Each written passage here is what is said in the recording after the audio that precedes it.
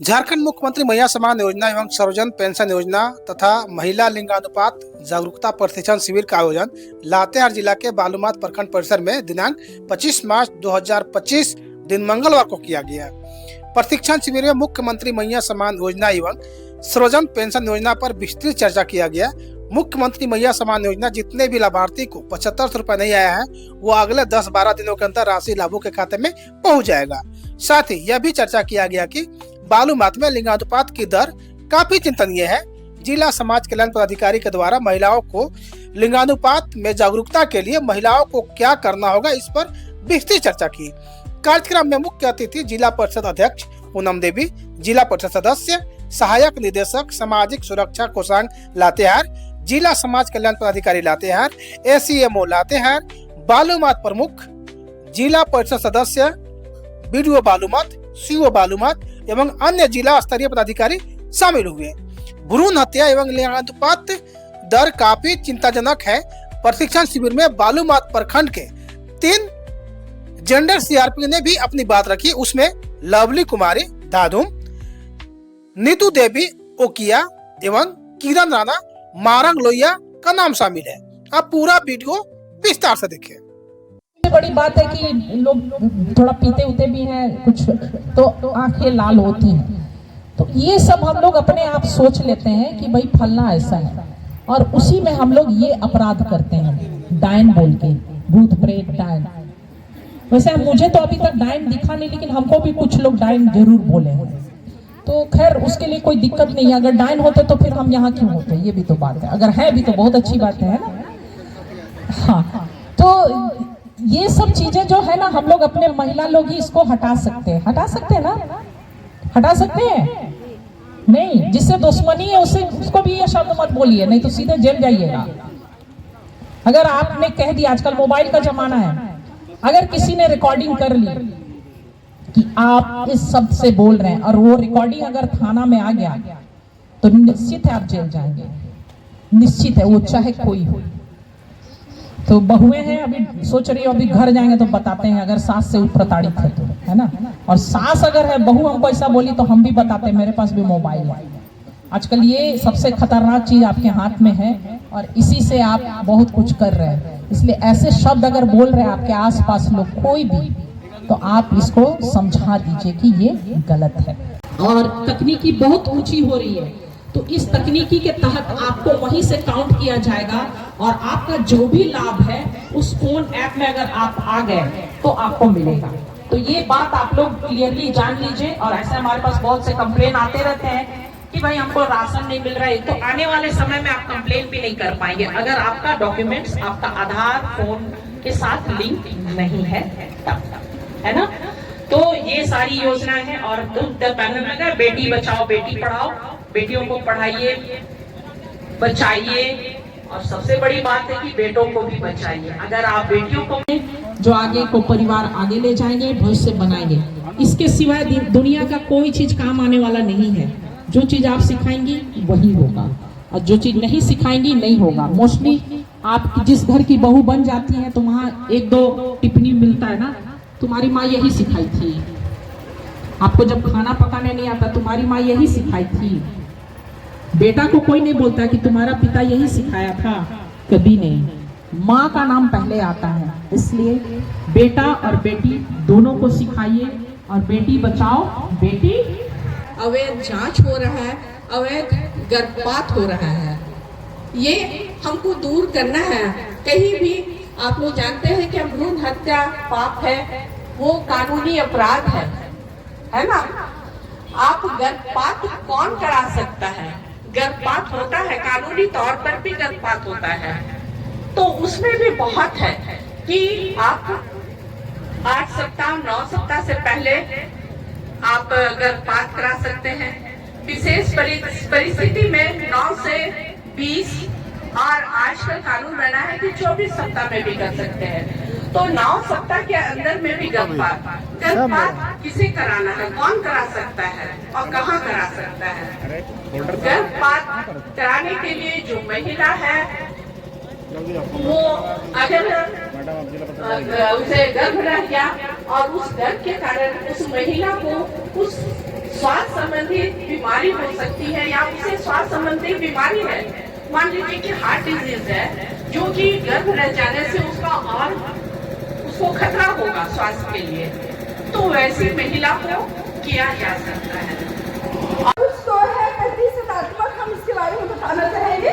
प्रतिशतात्मक जो हम सीखे हैं जेंडर सीआरपी के काम के दौरान या ट्रेनिंग के द्वारा, जो हमारे पितृ मतलब दादा परदादा का सोच है कि बेटा ही हमारे गांव का, हमारे घर का या समाज का नाम रोशन करेंगे, ये बहुत पीढ़ियों से चली आ रही है। इसको तोड़ना होगा दीदी, ये हम लोग को करना होगा, खुद के घर से करना होगा। ये बहुत आसान नहीं है, लेकिन कोशिश हम कर सकते हैं कि रूढ़िवादी परंपरा को तोड़ सकें कि बेटी ही हमारे घर के लिए बेहतर है, बेटा ही हमारे घर के लिए बेहतर है। ये तोड़ना होगा, बेटी भी कर सकती है जो बेटे से नहीं हो सकती है। इसका एक कारण यह भी है भ्रूण हत्या का अशिक्षा। अगर हम शिक्षित होंगे तब ये चीज से जागरूक होंगे कि बेटी हमारे भविष्य के लिए बेहतर है, ये चीज भी हमें जानना होगा। और मैं अपने काम के बारे में थोड़ा सा बताना चाहूंगी कि जहाँ जहाँ गलियों में, गाँवों में, देहातों में जहाँ बड़े बड़े अधिकारी नहीं पहुँच पा रही है, वहाँ जीएसएलपीएस की दीदी लोग घर घर जाके सारे दीदी लोग को, उन लोग को बता रही है कि आपका बेटा और बेटी में लिंग अनुपात नहीं करना चाहिए, कोई अंतर नहीं है, दोनों एक समान है। उन लोग को खान पान में, पढ़ाई लिखाई में, रहन सहन में कोई भेदभाव नहीं कीजिए। आप एक बार कोशिश तो कीजिए, बेटों से कहीं अच्छा बेटी आपको परवरिश करेगी और समय में साथ देगी। अभी वृद्धाश्रम के बारे में आया सवाल, माफ कीजिए दीदी, बोलने में थोड़ा सा हिचक हो रहा है मेरा, तो मैं ये कहना चाहती हूँ कि बेटा लोग बहुत पढ़ा लिखा के भी अच्छे नौकरी, बड़े बड़े विदेशों में नौकरी कर रहे हैं, वो भी अपने माँ बाप को वृद्धा आश्रम में छोड़ दे रहे हैं। लेकिन एक बेटी ऐसा कभी नहीं कर सकती है। यहाँ भी जितनी माताएं या बहनें उपस्थित हुई हैं, वो जरूर सोचें कि बेटी कभी भी अपने माँ बाप को नहीं छोड़ सकती है। इसीलिए हम लोग को हम अपने से खुद से शुरुआत करेंगे और सारी दीदियों को भी यहाँ उपस्थित है या नहीं उपस्थित है, जरूर अपने बारे में या अपने घर से स्टार्ट करना होगा कि कन्या को कभी भी भ्रूण में हत्या नहीं करने दीजिए। उन्हें जन्म लेने का पूरा अधिकार है, उन्हें भविष्य बनाने का पूरा अधिकार है। और ऐसे क्लिनिक जो खुल गए हैं उन्हें बंद किया जाए, उनको तुरंत जेल या थाना में रखा जाएगा। क्लिनिक में अल्ट्रासाउंड नहीं होगा तो भ्रूण हत्या कैसे होगी? ये सब चीज बात करते हुए मैं सभी को धन्यवाद करती हूँ। इस चीज को, ये हिंसा को, दाय को, प्रथा को अगर हटाते हैं तो महिला लोग मिलकर के ही हटाया जा सकता है, क्योंकि जेंट्स कभी किसी महिला को दाय नहीं बोलता है और किसी जेंट्स को कोई महिला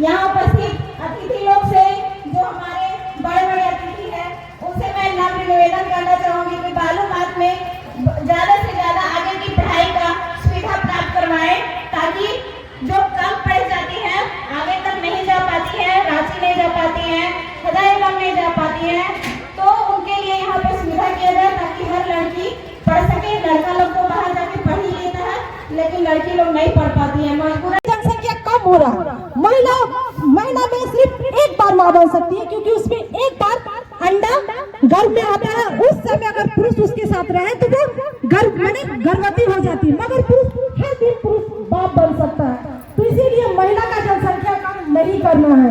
जितनी महिला का जनसंख्या कम होगा, उतना ही हम लोगों का भविष्य का जनसंख्या कम होगा। ना पुरुष आएगा ना स्त्री आएगी, क्योंकि स्त्री को भगवान ने सौभाग्य दिया है मात्र एक महीना में एक बार मां बनने का, और पुरुष को 30 दिन बाप बनने का।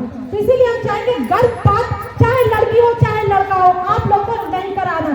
चाहे सास बोले, चाहे ससुर बोले, चाहे खुद का हस्बैंड बोले, नहीं करना। अगर जबरदस्ती कोई करवाता है तो उसमें कानून है, कानून नहीं तो अभी हम लोग का जैसे समूह की दीदी चलिए, दीदी लोग को बोलिए, दीदी लोग सपोर्ट करेगी, और दीदी लोग आगे आगे हम लोग कर रहे हैं, तो खुद कर रहे हैं। खुद हमारे गाँव में बहुत सारे ऐसा केस है जिसको सॉल्व किए हैं, खुद गाँव का ही अंदर में कर दिए, आगे तक बात नहीं किया। अगर ऐसा हुआ तो आगे भी बात लेके जाएंगे। इसी बात पे हम अपना बात बोली को विराम देते हैं। अगर कुछ गलती हुआ तो इसके लिए क्षमा मांगे। आज का कार्यक्रम का मुख्य उद्देश्य क्या था? आज का कार्यक्रम जैसे कि मैया सम्मान योजना, सर्व पेंशन योजना और लिंग भ्रूण हत्या का जागरूक करना, और यही जितने भी योजनाएं हैं महिला हितैषी, वही सब का बारे में जागरूक करना ये था।